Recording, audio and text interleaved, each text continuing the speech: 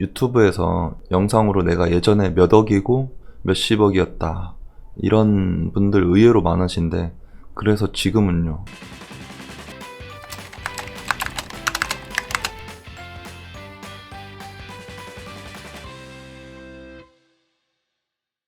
안녕하세요. 그대로만 따라해도 매출이 오르는 채널 나나인터내셔널 대표 MJ입니다. 온라인 쇼핑몰 운영하시는 분들 처음부터 다 매출이 잘 나온 게 아닙니다. 저만 해도 그래요. 10년차 중에 2년차까지는 월 매출 100만원도 안 되는 생활고가 너무 심했습니다. 3년차부터 4년차까지는 200에서 400만원 정도의 매출이었고요. 이때까지도 투잡을 병행했습니다. 오전에는 쇼핑몰 운영을 하고, 오후가 돼서 이제 저녁에는 목동의 모이자라는 호프집에서 아르바이트를 해서 쇼핑몰 운영과 생활을 이어갔습니다. 너무 힘든 시간이었어요. 그렇다고 무언가 나를 버티게 해주는 그 어떤 것도 없었습니다. 옥탑방 생활을 이어가는 내내 겨울에는 너무 춥고 여름엔 너무 덥고 에어컨도 없고 심지어 선풍기도 없었습니다. 처음엔 샤워를 하고 젖은 수건으로 몸에 체온을 내려가면서 살다가 이러다 죽겠다 싶어서 열대야 시즌에 선풍기를 하나 구매했었죠. 술 마시는 돈도 아까워서 가성비 좋은 소주나 맥주보다 양이 많은 막걸리 하나에 과자 하나 먹는 게 유일한 낙이었죠. 라면에 계란 넣어서 먹는 건 사치였어요. 지금은 웃으면서 얘기할 수 있지만 그 정도로 생활고에 시달리면서 막연함은 계속 안고 쇼핑몰을 했었죠. 그런데 이런 생활에 터닝 포인트가 찾아옵니다. 네일아트에 필요한 용품을 하고 있었는데 그때 젤네일이라는 신제품이 나오게 됩니다. 그러면서 화장품법 개정까지 이어지면서 중소기업 및 중견기업들도 이 난간에 젤네일 출시하기가 까다로워졌었는데, 영세업자분들은 거의 넘볼 수 없는 서류 처리와 인증들이었고, 그런데 제가 여기에 목숨을 걸었습니다. 뒤로 갈 곳은 없었으니까요. 화장품 수입하는 품목에 대해서 식약청에 인증을 받아야 되는데 계속 반려의 연속이었죠. 계속 수정 끝에 6개월 만에 인증을 받고 수입 허가가 나오게 됩니다. 그때 까탈스러웠던 식약청 직원이 마지막 반려 때 하도 답답한지 이거 수정해서 이렇게 해오세요. 그럼 승인해드릴게요 라고 말해줄 정도로 얼마나 안쓰러워 보였는지 다이렉트로 알려주더군요. 그때 젤네일 가격이 개당 4만원에서 5만원 정도였어요. 수입 원가는 2-3천원인데 말이죠. 정말 엄청난 부가가치를 자랑하는 품목이었죠. 매출도 이때부터 1000만원이 넘어가는데 수익률이 무려 말도 안 되는 1000%의 수익률이었죠. 그래서 이때 폭풍 성장을 합니다. 돈 관리는 어떻게 하는지도 모르고 생활고에 적응이 되었던 나는 이렇게 생활은 계속하면서 제품 사입에는 돈을 아끼지 않고 무조건 올인했습니다. 그렇게 제품의 라인업이 제대로 되고 이제 비용을 줄이는 일에 신경을 쓰면서 제일 먼저 2,500원이었던 택배비를 좀 줄이기 시작합니다. 카페24 창업센터 부평점을 입주하고 택배비를 약 1,700원 정도에 보내게 되면서 비용을 많이 줄였었고요. 경쟁력을 더욱 키울 수 있던 계기가 되었습니다. 그런데 재고가 너무 많아지다 보니 카페24에서 더 이상 있을 수가 없었습니다.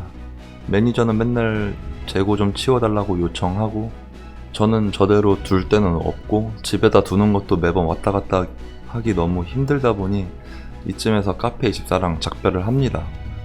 일반 상가로 사무실을 쓰게 되었는데 그곳에서 저의 첫 사무실이었습니다.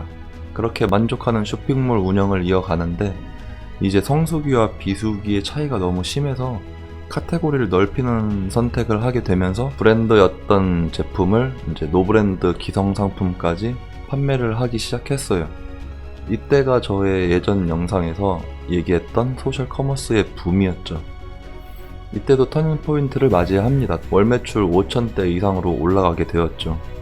그러다 보니 재고가 이제 너무 쌓여서 사무실을 이제 막 꽃게걸음으로 다녀야 하는 그런 현상이 벌어지면서 결국은 지금의 건물로 오게 되었는데, 100평을 임대해서 사용하다 보니 이제 너무 널널한 거죠. 그래서 이때 재고가 많아서 나오게 된 카페24 창업센터의 가슴 아픈 기억을 새기며 창업센터 사업을 추가로 같이 병행하게 되었습니다. 이렇게 참 많은 시련을 겪으며 이제는 어엿한 내 아이의 아빠가 되어 감사한 마음으로 하루하루 살아가고 있습니다. 온라인 쇼핑몰이 누구에겐 빠른 성장으로 쉽게 느껴질 수 있지만 또 누군가에겐 너무 어려운 시간들을 이겨내며 성장한 사람도 있습니다. 여러분은 온라인 쇼핑몰이 어떻게 느껴지시나요? 저희 때는 이런 정보도 카페에서 글로 보면서 바이럴 마케팅이나 배웠었지, 지금 이런 스마트 스토어나 티몬 위메프 같은 좋은 플랫폼 사업도 없었습니다. 무조건 홈페이지나 G마켓, 옥션 11번과 같은 오픈마켓 채널에서 운영해서 수익을 내는 구조였었죠. 지금은 중국에서 사입하기도 편한 알리바바가 있고 가격 경쟁력을 가지면 언제든 많이 팔 수 있는 소셜 커머스도 있습니다. 알리바바와 소셜 커머스 이 두 가지만 기억하고 제 예전 영상들을 정주행 하신다면 여러분의 매출은 날개를 달 수 있습니다. 이런 걸 이렇게 알려드려도 못하시면 이건 못하시는 게 아니라 이쯤 되면 관심만 있는 거지 안 하시는 거예요. 그리고 유튜브에서 영상으로 내가 예전에 몇 억이고 몇십억이었다 이런 분들 의외로 많으신데, 그래서 지금은요, 저는 이렇게 생각해요. 현 시점에서도 그렇게 매출을 내고 있으면서 누군가에게 알려주는 게 맞는 게 아닌가라는 생각을요. 유튜버의 예전 얘기들은 더 혼란만 가중되죠. 키다리아제라는 유튜버분도 그렇게 생각하시더라고요. 현직의 얘기가 제일 중요하다고 언급을 합니다. 키다리아제라는 분도 그렇고 저희도 보면 현직에서 얘기하고 있고 쇼핑몰 운영하면서 모은 돈으로 재고도 있고 건물도 있고 합니다. 이 정도 모습이 비춰져야 신뢰가 있는 거 아닌가, 저는 그렇게 생각합니다. 지금은 구독자가 많진 않아도 이런 모습들이 입증이라도 되듯이 문의와 입주가 최근에 많아지고 있습니다. 나나인터내셔널이 창업센터를 이익 모델로 생각하진 않았었는데 곧 손익분기점까지도 얼마 남지 않았더라고요. 워낙 기대치를 안 가져서 그런지 요즘은 만족합니다. 이 자리를 빌어서 정말 감사하다는 말씀을 드리면서 저는 또 입주하신 업체분들의 교육을 위해서 이만 마무리해야 할 것 같습니다. 쇼핑몰 창업이든 어떤 사업이나 일에 있어서 전반적으로 시작하기가 어려운 건 맞습니다.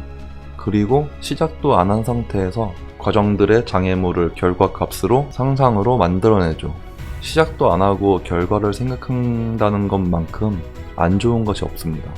사업자는 매번 문제와 시련의 장벽으로 층층이 기다리고 있습니다.